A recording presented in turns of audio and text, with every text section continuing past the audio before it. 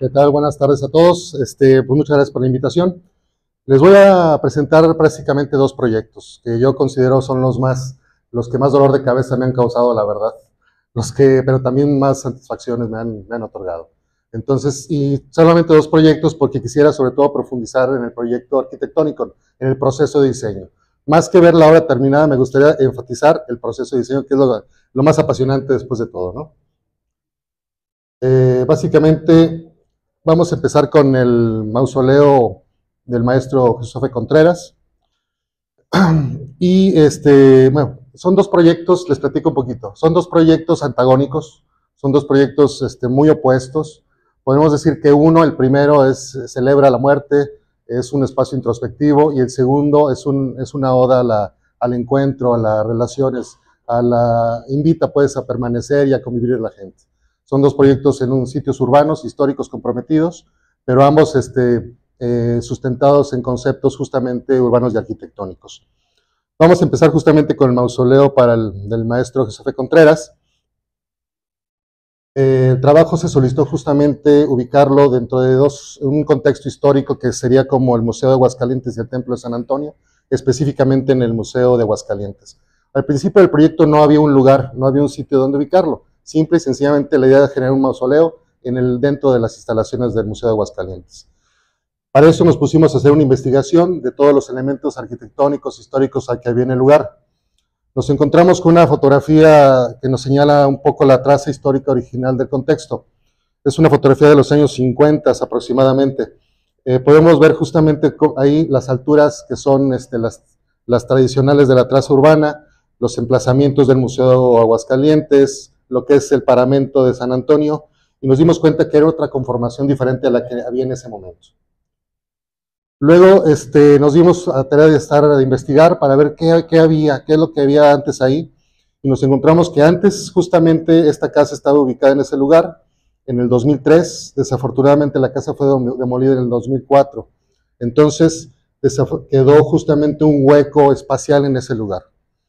La esquina quedó muy débil, el museo que estaba preparado para nunca ser visto en Escorzo, quedó visto en Escorzo. El museo estaba preparado para pasar el tramo de lo que es el área de San Antonio y descubrir el museo, pues ya no existía. Entonces nosotros por lo tanto decidimos enclavar justamente ahí el proyecto de diseño. Podemos ver justamente el encuadre que hay, el emplazamiento de San Antonio en amarillo. Vemos también en línea roja el paramento justamente de San Antonio, y con esa línea roja ahí arranca también el paramento de lo que es el Museo de Aguascalientes. Luego entonces, en la zona verde decidimos enclavar el proyecto.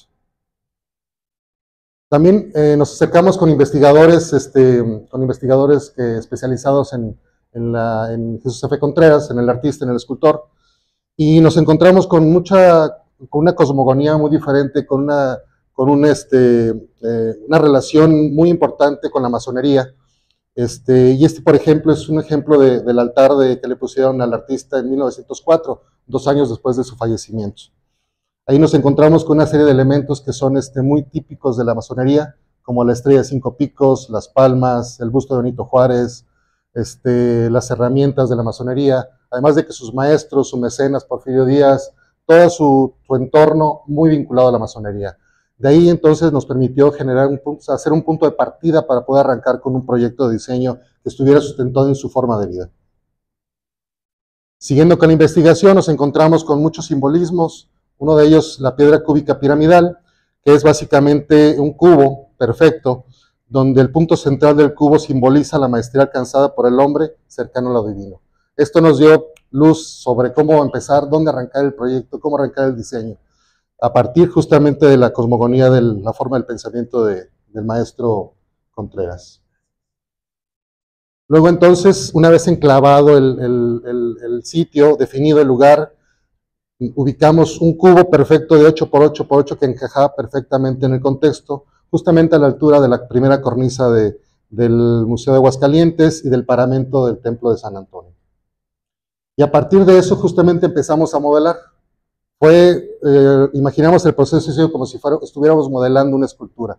Un cubo, una piedra, y a partir de eso empezarlo a tallar para llegar al espacio interior y la forma exterior. Aquí podemos ver en la primera imagen de su lado izquierdo, vemos un corte del espacio. ahí justamente es el cubo con una pirámide invertida justamente. Y justo en el punto, en el centro, donde termina la pirámide invertida, se da lo que es la iluminación. La luz como símbolo de conocimiento y haciendo referencia justamente al concepto que ya teníamos, pues decidimos enfatizar ese punto como importante. Pero también, pues estábamos hablando de un mausoleo. ¿Qué quiere decir esto? Un espacio donde tenemos que acercarnos, tenemos que entrar, hacer una transición para llegar a un punto y poder descubrir el espacio. Aquí vemos algunas imágenes del proyecto en el proceso. Decidimos utilizar, por supuesto, la cantera, que es un elemento muy importante en los edificios contiguos. Y bueno, el acceso, que también de alguna manera es muy discreto, te va bajando la escala, te va cambiando la percepción, te pasa de un espacio público a un espacio privado, y ya una vez en el interior, pues provocar justamente el espacio de reflexión, de introspección, que tiene que ver justamente con el proceso y el lugar de un mausoleo, ¿no? Uno descubre en ese proyecto las esculturas, la luz, cómo se entremezcla las fugas visuales hacia San Antonio, el juego de luz y sombra en el proyecto. El punto con la pirámide invertida. Y bueno, a continuación les voy a presentar un proyecto que también en el centro histórico, es el patio de Jacarandas y Jesús Contreras, en el centro de la ciudad. Ahí pues encontramos que había 3 puntos muy importantes, que es Catedral, que es el Teatro Morelos y la Excedra. Hicimos una investigación como teníamos que hacer en cada proyecto y nos encontramos con unas imágenes del siglo XVIII y vemos la evolución. Si ven la imagen del centro arriba, ahí encontramos que antes había un portal, el portal de Jesús, que fue demolido en el siglo XIX. Decidimos retomar esos conceptos de diseño para poderlo trasladar y hacer una nueva interpretación de ese lugar y mover y hacer una nueva interpretación del portal acá. Encontramos otras imágenes históricas, vemos que la altura original es la primera cornisa del Teatro Morelos, decidimos respetar esa estructura original, vemos como también incluso el teatro respiraba hacia los lados, tenía vanos para los pasillos, fueron tapiados en su momento, y sobre todo la idea principal era recobrar la presencia urbano-arquitectónica del teatro. Hicimos entonces un esquema de patio que envolviera y pudiera de alguna manera envolver este elemento importante arquitectónico que es el teatro, a través del uso de esquemas de patio y portales. El proceso de trabajo, una de las maquetas que hicimos justamente para poder valorar una cubierta que fuera calada y que fuera, con el paso de la luz, fuera cambiando de aspecto, de atmósfera. Entonces, pues justamente el portal, el mismo ritmo que teníamos en el portal de Jesús. Vemos algunas de las imágenes. Cómo se enmarca el teatro, se generan algunos ejes hacia otros edificios históricos.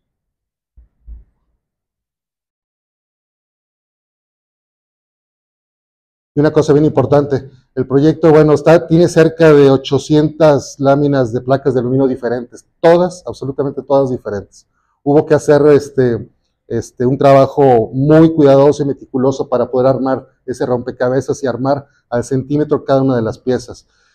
Importante, el trabajo se realizó, fue un trabajo muy interesante, interdisciplinario, con el arquitecto Arturo Revilla, que también estuvo asociado con nosotros, y el artista Jan Hendricks, que participó en la obra artística. Ahí pues fue muy interesante eslabonar el tema urbano, el tema arquitectónico y el tema artístico en este proyecto. Algunas de las imágenes de luz. Les voy a enseñar varias imágenes que tienen que ver con distintas horas del día para que vean cómo cambia la atmósfera, que me parece muy, muy interesante. Y bueno, sin lugar a dudas, el efecto que causa la celosía sobre la piedra, casi como si estuviera tatuada, pero que va evolucionando en el transcurso del día, en el transcurso del paso de las horas. Se genera una atmósfera muy diferente, el agua, y bueno, afortunadamente ha sido muy bien aceptado por la gente y permanece, que es lo importante. Vemos otra apariencia, cambia en el día, en la noche, el uso de la iluminación que también fue muy, muy cuidada en ese momento. En la tarde, el contraste de espacios en la mañana, en la tarde. Y bueno, el equipo de trabajo, ahí se ve del lado izquierdo don Arturo, Jan Hendricks en medio, Bill Sanner, que es una de las personas que fue el que ejecutó y cortó toda la lámina y que se realizó en la primera etapa en Estados Unidos, ya después otra se realizó aquí en México, en la segunda etapa. Y bueno, les voy a presentar rápidamente todos los proyectos, rápidamente algunos proyectos que hemos realizado, en el caso del vestíbulo Club Campestre, el centro de atención para las mujeres, la cancha de squash, casas habitación, Museo Espacio, que también nos tocó la fortuna de trabajarlo. Y bueno, para cerrar mi intervención y agradecerles, pues quisiera escribir algo que me gustaría hacer lectura y, si me lo permiten, cerrar la plática. Hacer arquitectura es hacer literatura sobre un libro que todos los días se está escribiendo. La piedra y la luz son nuestra tinta y papel. Es nuestro deber, antes de diseñar, hacer estas lecturas del contexto, de la historia, de nuestra cultura, con la finalidad de saber usar la metáfora en el espacio y crear. Es hacer literatura y poesía en este libro que llamamos Ciudad. Muchas gracias.